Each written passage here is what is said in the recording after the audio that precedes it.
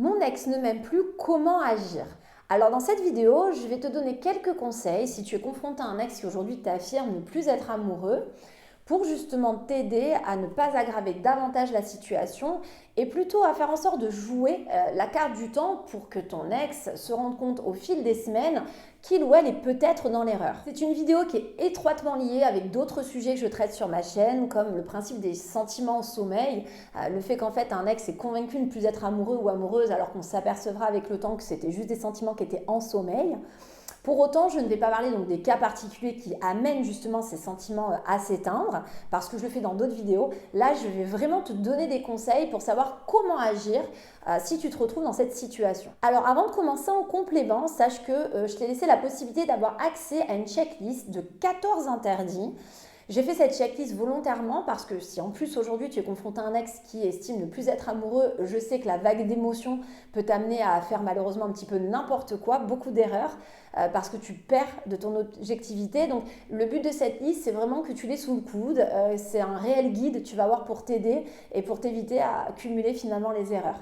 Pour y avoir accès, c'est très simple. Une fois que tu auras terminé de voir cette vidéo, il te suffira de cliquer sur le lien que j'ai laissé en dessous de la description, en bas de la vidéo. Si tu me découvres pour la première fois sur la chaîne YouTube, alors sache que je suis spécialisée dans les dynamiques amoureuses, experte en reconquête amoureuse et que je suis donc là pour te donner des conseils testés et approuvés à l'issue de tous les coachings que j'ai pu faire depuis ces 10 dernières années, pour te faire bénéficier en fait de choses efficaces que tu vas pouvoir mettre en place dans ta situation et du coup mettre toutes les chances de ton côté pour que ton ex soit amené à te redonner une chance par la suite. C'est pour ça que si ce n'est pas déjà fait, je t'encourage fortement à t'abonner à la chaîne, à cliquer aussi sur la petite cloche des notifications, ça c'est très pratique, ça te permet vraiment d'être averti à chaque nouvelle sortie de mes vidéos.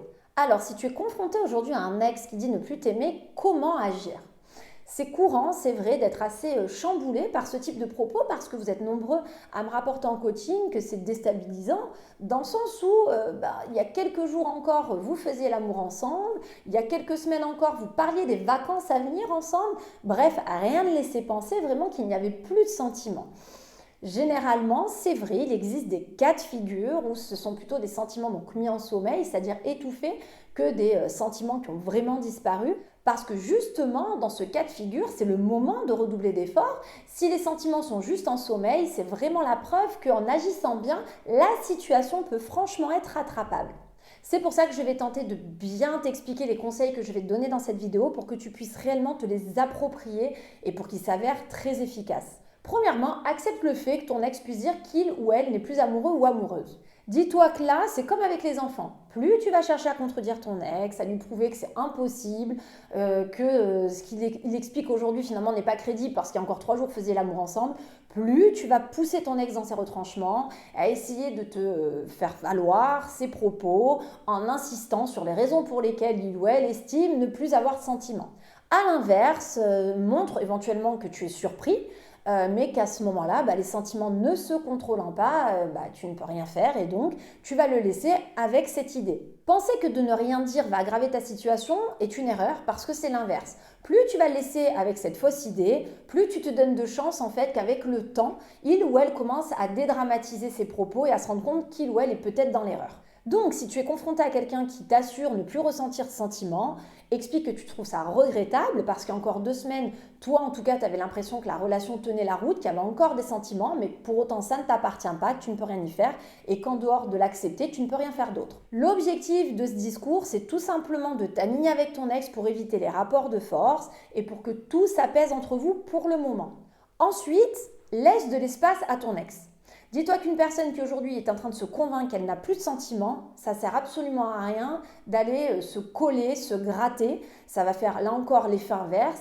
Et il vaut mieux plutôt mettre un petit peu de distance sans parler de rapport de force, sans parler de silence radio, mais rester un petit peu à ta place pour justement amener ton ex à réfléchir au sujet de vous deux. Un ex qui estime ne plus rien ressentir sera à même de se rendre compte qu'il ou elle est dans l'erreur si justement tu n'es plus collé et que cet ex a des moments pour lui pour être seul, pour enfin s'apercevoir peut-être d'un manque ou qu'en effet finalement ta présence n'était pas si anxiogène. Autre point également, je l'évoque dans d'autres vidéos, des personnes qui par exemple font des burn-out émotionnels, un trop plein finalement d'angoisse, d'émotions, des choses qu'ils n'arrivent plus à gérer, ont en plus besoin de ce temps, ont besoin de pouvoir se recentrer sur elles pour ressentir à nouveau des émotions. Donc laisser ce temps en plus dans ce cas de figure est doublement propice puisque de toute façon ton ex ne pourra rien ressentir si tu es sur son dos. Ce qui m'amène à la troisième étape que je te recommande de suivre, qui est de prendre aussi du temps pour toi.